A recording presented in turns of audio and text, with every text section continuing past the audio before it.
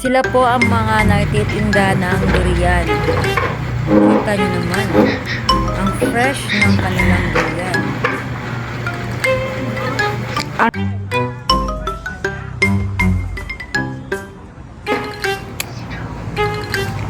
May ganyan pang nagtitinda ng durian.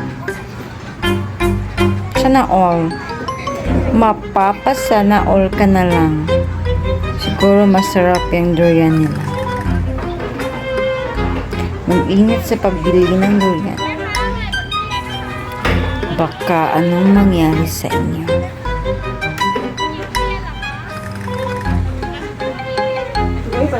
Ang laki ng durian! Alam kong paborito nyo yan. Paborito nyo ang ganyang durian. Sige. Bili na kayo mga suki. Bili na kayo.